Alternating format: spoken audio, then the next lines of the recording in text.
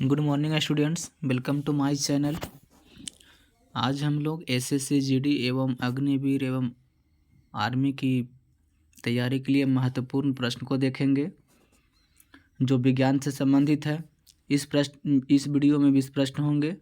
तो question number first दिया गया है, सूर्य पर ऊर्जा का निर्माण होता है। ऑप्शन ए में दिया गया है नाभिकीय विखंडन द्वारा। ऑप्शन बी में दिया गया है नाभिकीय संलयन द्वारा। ऑप्शन सी में दिया गया ऑक्सीजन अभिक्रियाओं द्वारा। और ऑप्शन डी में दिया गया है अवकरण अभिक्रिया द्वारा। तो इस प्रश्न का आंसर हो जाएगा आपका ऑप्शन नंबर बी, यानी कि नाभिकीय संलयन द्वारा सूर्य पर ऊर्जा का निर्माण होता है। अब हम लोग क्वेश्चन नंबर 2 की ओर बढ़ेंगे। क्वेश्चन नंबर 2 में दिया गया है, सूर्य की ऊर्जा उत्पन्न होती है। ऑप्शन ए में दिया गया है आयरन द्वारा। ऑप्शन ए में दिया गया है आयरन द्वारा। ऑप्शन बी में दिया गया है नाभिकीय संलयन द्वारा। ऑप्शन सी में दिया गया है नाभिकीय विखंडन द्वारा। और ऑप्शन डी में दिया गया है ऑक्सीजन द्वारा। तो इस प्रश्न का आंसर हो जाएगा आपका ऑप्शन नंबर बी, यानी कि नाभिकीय संलयन द्वारा। अब हम लोग क्वेश्चन नंबर 3 की ओर बढ़ेंगे। क्वेश्चन नंबर 3 मिस कर गया फ्रेंड्स। क्वेश्चन नंबर 4 को देखते हैं। प्रकाश वोल्टीय सेल के प्रयोग से और ऊर्जा का रूपांतरण करने से निम्न में से किसका उत्पादन होता है। ऑप्शन ए में दिया गया है प्रकाशीय ऊर्जा। ऑप्शन बी में दिया गया है विद्युत ऊर्जा। ऑप्शन सी में दिया गया है ऊष्मीय ऊर्जा। ऑप्शन डी में दिया गया है यांत्रिक ऊर्जा। तो इस प्रश्न का आंसर हो जाएगा ऑप्शन बी, यानी कि विद्युत ऊर्जा। अब हम लोग क्वेश्चन नंबर 5 को देखेंगे। क्वेश्चन नंबर 5 में दिया गया है, जब हम रबड़ के गद्दे वाले सीट पर बैठते हैं या गद्दे पर लेटते हैं तो उसका आकार परिवर्तित हो जाता है। इस पदार्थ में पाया जाता है। क्या उस पदार्थ में पाया जाता है? ऑप्शन ए में दिया गया है गतिज ऊर्जा। ऑप्शन बी में दिया गया है स्थितिज ऊर्जा। ऑप्शन सी में दिया गया है संचित ऊर्जा। और ऑप्शन डी में दिया गया है विखंडन ऊर्जा। तो इस प्रश्न का आंसर हो जाएगा आपका ऑप्शन नंबर बी, यानी कि स्थितिज ऊर्जा। अब हम लोग नेक्स्ट क्वेश्चन की ओर बढ़ेंगे। नेक्स्ट क्वेश्चन 6 में दिया गया है, निम्नलिखित में से किसमें गतिज ऊर्जा नहीं है। तो ऑप्शन ए में दिया गया है चलती हुई गोली, यानी चली हुई गोली। ऑप्शन बी में दिया गया है बहता हुआ पानी। ऑप्शन सी में दिया गया है चलता हथौड़ा। और ऑप्शन डी में दिया गया है खींचा हुआ धनुष। तो इस प्रश्न का आंसर हो जाएगा आपका ऑप्शन नंबर डी, यानी कि खींचा हुआ धनुष। अब हम लोग क्वेश्चन नंबर 7 को देखेंगे। क्वेश्चन नंबर 7 में दिया गया है, जब एक चल वस्तु की गति दुगनी हो जाती है तो उसकी गतिज ऊर्जा क्या होती है। ऑप्शन ए में दिया गया दुगनी हो जाती है। ऑप्शन बी में दिया गया चौगुनी हो जाती है। ऑप्शन सी में दिया गया समान रहती है। और ऑप्शन डी में दिया गया है 3 गुनी बढ़ जाती है। तो इस प्रश्न का आंसर क्या होगा, कमेंट में भी लिख सकते हैं आप लोग। तो इस प्रश्न का आंसर हो जाएगा आपका फ्रेंड्स ऑप्शन बी, यानी कि चौगुनी हो जाती है, चौगुनी हो जाती है। नेक्स्ट क्वेश्चन हम लोग देखेंगे। क्वेश्चन नंबर 8 में दिया गया है, सीढ़ी पर चढ़ने में अधिक ऊर्जा खर्च होती है क्यों ऐसा होता है। जो हम लोग सीढ़ी पर चढ़ते हैं तो अधिक ऊर्जा क्यों खपत होती है। तो ऑप्शन ए में दिया गया है व्यक्ति गुरुत्वाकर्षण के विरुद्ध कार्य करता है। ऑप्शन बी में दिया गया है व्यक्ति गुरुत्व के विरुद्ध कार्य करता है। ऑप्शन सी में दिया गया है व्यक्ति गुरुत्व की दिशा में कार्य करता है। ऑप्शन डी में दिया गया है व्यक्ति कोई कार्य ही नहीं करता। तो इस प्रश्न का आंसर हो जाएगा आपका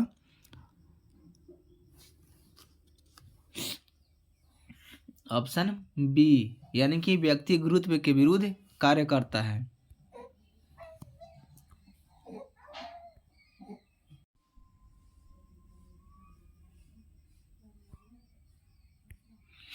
क्वेश्चन नंबर 9 में दिया गया है, निम्नलिखित में से कौन सा नियम इस कथन को वैध ठहराता है कि द्रव का ना तो सृजन किया जा सकता है और न ही विनाश।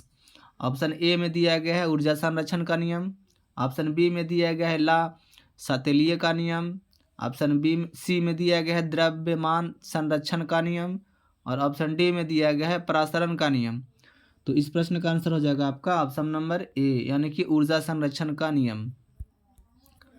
अब हम लोग क्वेश्चन नंबर 10 को देखेंगे। क्वेश्चन नंबर 10 में दिया गया है स्वचालित वाहनों में द्रव चालित ब्रेकों का इस्तेमाल वस्तुतः किस नियम का सीधा अनुप्रयोग है।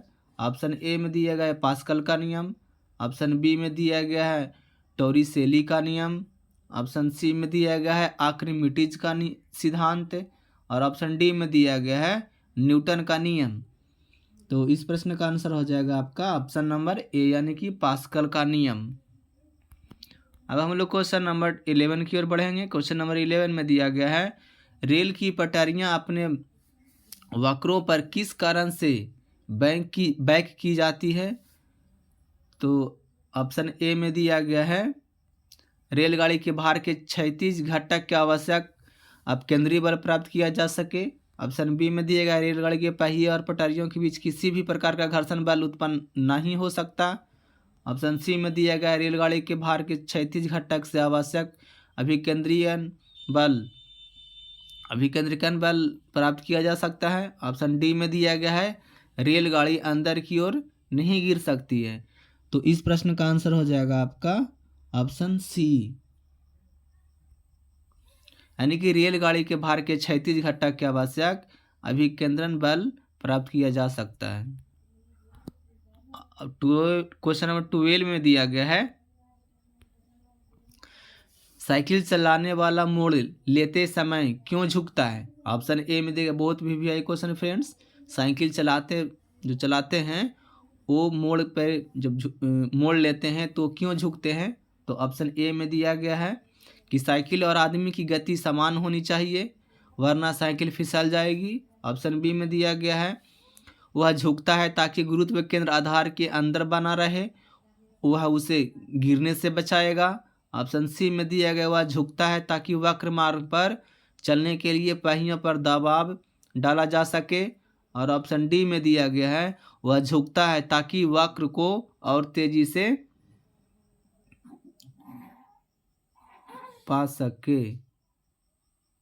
तो ऑप्शन तेजी से चला सके।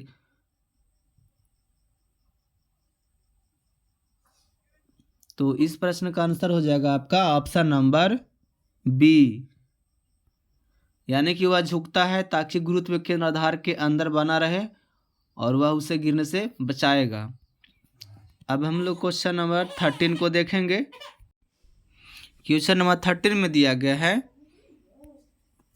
कोई साइकिल सवार किस मोड़ में घूमता है। तो वह ऑप्शन ए में दिया गया है बाहर को और झुकता है, ऑप्शन बी में दिया गया अंदर की ओर और झुकता है, और सी में दिया गया आगे की ओर झुकता है, ऑप्शन डी में दिया गया है बिल्कुल नहीं झुकता है। तो कोई साइकिल सवार जब मोड़ पे घूमता है तो बाहर की ओर घूमता है कि अंदर की ओर बाहर की ओर झुकता है कि अंदर की ओर झुकता है कि आगे की ओर झुकता है कि बिल्कुल नहीं झुकता है। तो इस प्रश्न का आंसर हो जाएगा ऑप्शन बी, यानी कि अंदर की ओर हम लोग झुकते हैं।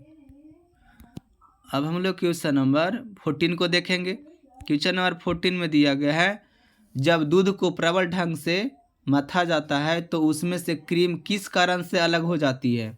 ऑप्शन ए में दिया गया अपकेंद्री बल, ऑप्शन बी में दिया गया अभिकेंद्री बल, ऑप्शन सी में दिया गया गुरुत्व बल, ऑप्शन डी में दिया गया है घर्षण बल। तो इस प्रश्न का आंसर हो जाएगा आपका ऑप्शन नंबर ए, यानी कि अपकेंद्री बल। अब हम लोग क्वेश्चन नंबर 15 को देखेंगे। क्वेश्चन नंबर 15 में दिया गया है कि जब पानी की बाल्टी काफ़ी तेज़ी से ऊर्ध्वाधर वृत्त में घुमाई जाती है तो पानी बाल्टी से उसकी उच्चतम स्थिति से भी नहीं गिरता, क्यों ऐसा होता है। तो ऑप्शन ए में दिया गया है अपकेंद्र बल पानी के वजन से अधिक होता है, ऑप्शन बी में दिया गया है अपकेंद्र बल पानी के वजन से कम होता है, ऑप्शन सी में दिया गया है बाल्टी की उच्चतम स्थिति में पानी का वजन कम हो जाता है, और ऑप्शन डी में दिया गया है पानी और बाल्टी के बीच का जो समंजन बल अधिक होता है। तो इस प्रश्न का आंसर हो जाएगा आपका ऑप्शन नंबर ए, यानी कि अपकेंद्र बल पानी के वजन से अधिक होता है। अब हम लोग क्वेश्चन नंबर 16 को देखेंगे। क्वेश्चन नंबर 16 में दिया गया है वॉशिंग मशीन का कार्य सिद्धांत है, क्या है? ऑप्शन ए में दिया गया है अपकेंद्रन, ऑप्शन बी में दिया गया है अपोहन, ऑप्शन सी में दिया गया है ऑप्शन ए में उपकेंद्रन दिया गया है, ऑप्शन बी में अपोहन दिया गया है, ऑप्शन सी में अपकेंद्रन दिया गया है और ऑप्शन डी में विसरण दिया गया है। तो इस प्रश्न का आंसर हो जाएगा आपका ऑप्शन नंबर सी, यानी कि अपकेंद्रन। अब क्वेश्चन नंबर 17 को देखेंगे। क्वेश्चन नंबर 17 में दिया गया है चंद्रमा पर वायुमंडल नहीं होने का क्या कारण है? ऑप्शन ए में दिया गया है यह पृथ्वी के निकट है, ऑप्शन बी में दिया गया है यह सूर्य से प्रकाश प्राप्त करता है, ऑप्शन सी में दिया गया है यह पृथ्वी की परिक्रमा करता है और ऑप्शन डी में दिया गया है इस पर गैस अणुओं का पलायन वेग उसके वर्ग माध्यम मूल वेग से कम होता है। तो इस प्रश्न का आंसर हो जाएगा आपका फ्रेंड्स ऑप्शन नंबर डी, यानी कि इस पर गैस अणुओं का पलायन वेग उसके वर्ग माध्य मूल वेग से कम होता है। अब हम लोग क्वेश्चन नंबर 18 को देखेंगे। क्वेश्चन नंबर 18 में दिया गया है निम्नलिखित में से क्या रैखिक बल के संरक्षण के आधार पर कार्य करता है? तो ऑप्शन ए में दिया गया है रॉकेट, ऑप्शन बी में दिया गया है हेलीकॉप्टर, ऑप्शन सी में दिया गया है जेट और ऑप्शन डी में दिया गया है विमान। तो इस प्रश्न का आंसर हो जाएगा आपका फ्रेंड्स ऑप्शन नंबर सी, यानी कि जेट। हम लोग क्वेश्चन नंबर 19 को देखेंगे। क्वेश्चन नंबर 19 में दिया गया है पृथ्वी तल से किस न्यूनतम वेग से प्रक्षेपित किए जाने वाले कोई रॉकेट पृथ्वी के गुरुत्वाकर्षण को पार करके अंतरिक्ष में चला जाएगा? तो ऑप्शन ए में दिया गया है 11.2 किलोमीटर पर सेकेंड, ऑप्शन बी में दिया गया है 11.2 मीटर पर सेकेंड, ऑप्शन सी में दिया गया है 11.2 kilometre per hour, option D में दिया गया है 10.2 मीटर पर सेकेंड। तो इस प्रश्न का आंसर हो जाएगा आपका ऑप्शन नंबर ए, यानी कि 11.2 किलोमीटर पर सेकंड की रफ्तार से अगर हम लोग किसी वस्तु को पृथ्वी तल से अगर फेंकते हैं या रॉकेट भी अगर जाती है तो गुरुत्वाकर्षण को पार करके अंतरिक्ष में चला जाता है। अब हम लोग क्वेश्चन नंबर 20 की तरफ बढ़ेंगे। क्वेश्चन नंबर 20 में दिया गया है भू स्थिर उपग्रह का आवर्तकाल होता है, क्या होता है? ऑप्शन ए में दिया गया है 9 घंटे, ऑप्शन बी में दिया गया है 12 घंटे, ऑप्शन सी में दिया गया है 24 घंटे और ऑप्शन डी में दिया गया है 28 घंटे। तो इस प्रश्न का आंसर हो जाएगा आपका ऑप्शन नंबर सी, यानी कि 24 घंटे। किसी भी भू स्थिर उपग्रह का जो आवर्तकाल होता है फ्रेंड्स वो 24 घंटे का होता है। तो इस वीडियो में बेसिक प्रश्न था फ्रेंड्स। अगर ये वीडियो अच्छा लगे आप लोगों को तो लाइक कीजिए, शेयर कीजिए एवं अगर सब्सक्राइब नहीं किए हैं तो सब्सक्राइब कीजिए, अपने दोस्तों के पास शेयर कीजिए। इसी तरह का वीडियो हमेशा लाते रहेंगे फ्रेंड्स। एसएससी जीडी और अग्निवीर का जो एग्ज़ाम आ रही है उसमें आप लोग 100% सफलता प्राप्त करें। जय हिंद, जय भारत।